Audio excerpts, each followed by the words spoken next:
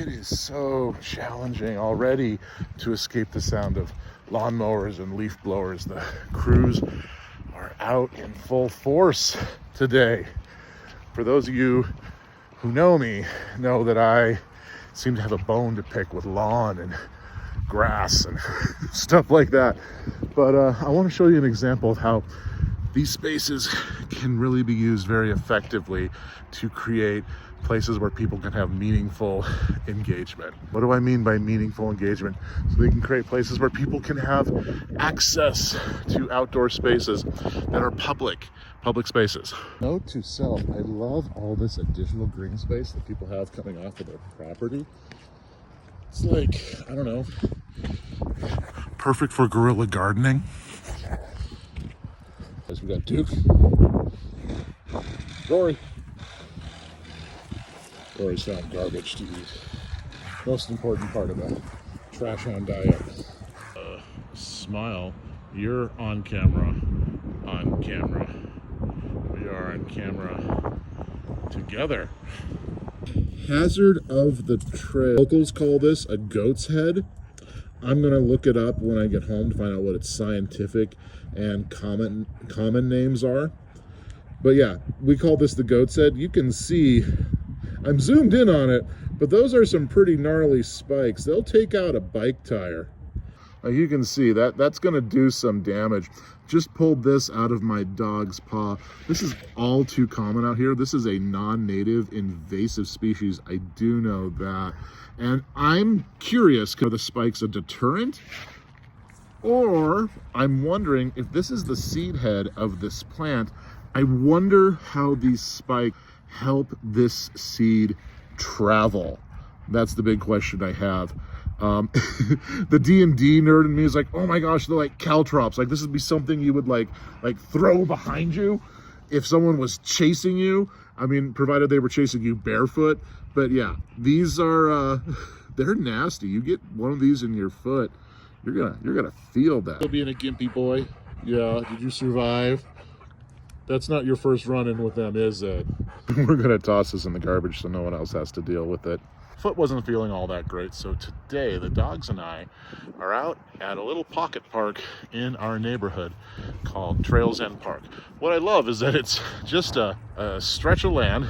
See, it's more long than it is wide between some busy intersections, and for all of that noise, you don't really hear it. You just sort of gets dampened when you're in this space. It is a traditional park. It has a lawn made up mostly of average Kentucky bluegrass, and looks like there's even some clover mixed in there, which we'll talk about the importance of clover here in a second.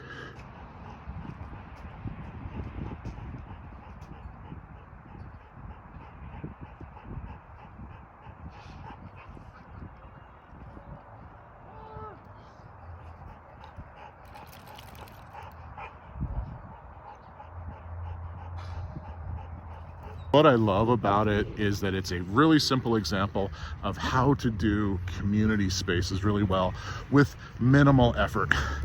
Yes, there's a lawn. Yes, you know my opinions on lawns. However, this is a really great community space that has a lot of functional aspects to it that make coming here a community building experience. Oftentimes, it is little things like this that we overlook, but it's what makes building a community so easy. And with more spaces like this, that means people who steward property, people like myself who have a piece of property, we can focus our efforts on native plant restoration when there are community green spaces that are going to give people that lawn, backyard experience. Look like right here, for example. We've got this horseshoe pit right here. Even has, well, a horseshoe. I guess it's bring your own horseshoe, but that's awesome. Over here is probably my favorite feature in this park. We have this, I guess it's I don't know, somebody, some very enterprising community member petitioned the city to build this dirt bike path in the middle of this space. So what a wonderful way to make use of this green space, having this dirt bike path along here. It's not a lot. It's 3 little loops, but it's got curves and bends and hills. It's fun. It's a great way to utilize the area. We've got, a very simple shelter for folks to, have lunch, meet with their friends while their kids play in the park. All this green space. Here in my city, our ordinances allow us to have dogs who are especially adorable as long as they are leashed in public parks, so that's great. So in my city you can have leashed doggos, so that's a benefit. I also love that it's centrally located in the middle of a residential area. It breaks up traffic. Like, this could have been a road. Someone could have just cut a road through here and continued that on. But the way the community is sort of parceled out, this became a pocket park. So it breaks up noise pollution from traffic. We're next to a very busy street and that sound is being waffled. So that is great. It's important to have these green spaces within walking distance of people who may not be able to or choose not to live in spaces where they have a yard they have to maintain. If they live in a condo or an apartment, they can still enjoy being outdoors because this is a public space. That's my favorite part about this. All of this space is public.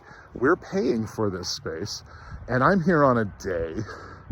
It is, like 11 o'clock on a Tuesday. I'm the only one here. We can be taking advantage of these spaces instead of having our own little, yard experience. Yards are a little frustrating for me, and we turn them.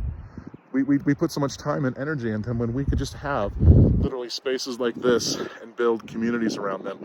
People going to these shelters and using them for barbecues and family get-togethers. It's great. These are great spaces to have and to take advantage of. It's time to talk about clover. Yep, it's time to talk about clover. All right, come down here with me, folks. Get on our knees. Ow, we're old. Let's talk about clover. In a space like this, it's fine. Clover, I feel, is fine. Clover is not going to save the world. Clover's pros: it is nitrogen fixing. I'm talking about this little guy right here. It has nodes in its root stem that help it fix nitrogen from the air and put that in the soil. So that's a pro. It does create a little flower, a cute little flower that generalist pollinators really like. You see bumblebees on the little white clover flower. You'll see bumblebees and other critters on that. So that's always positive. I'm all for things being food for other things. They're not just decorative, they're there to be food. The cons are people still mow this down and it doesn't even get to the point where it gets to flower. People are just over mowing it. So why do that? The other con, it's non-native. I mean, is it the worst thing in the world to have a non-native plant in your garden, your yard? No, but out here in this park, in this city park, I think it's perfectly fine to have clover mixes in here because let's look at it from this level. Imagine you're a bee, you're a bumblebee, you're a little chubby bumblebee, and your whole world is less than maybe 100 yards. That's your entire world. This whole park is your world. And without the clover in this space, there would be very little nutrients for you out here. So is the clover the best thing in the world? Are dandelions the best thing in the world? No, but they are feeding something who this might be the only place they experience in their lifetime. Native bees don't have as wide a range as non-native bees. So take that into consideration, that this space with the clover in it does help sustain something. Let's go be bees. That was Trails End Park, a cozy little park right in the middle of Midtown. Let's see, pros. I love all the built-in amenities that are there. The park benches, the shelter, the playground.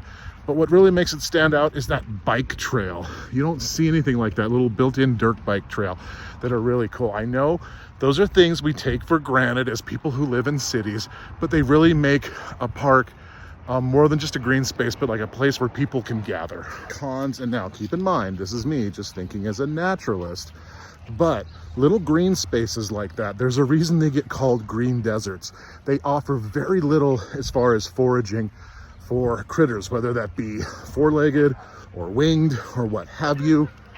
But even just the addition, the tiniest addition of a little pollinator garden, nothing too fancy, nothing too high maintenance.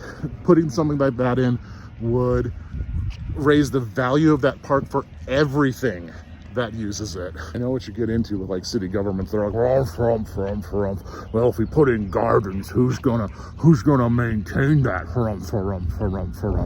And that becomes a thing. But come on guys, come on. That's really my only argument is come on.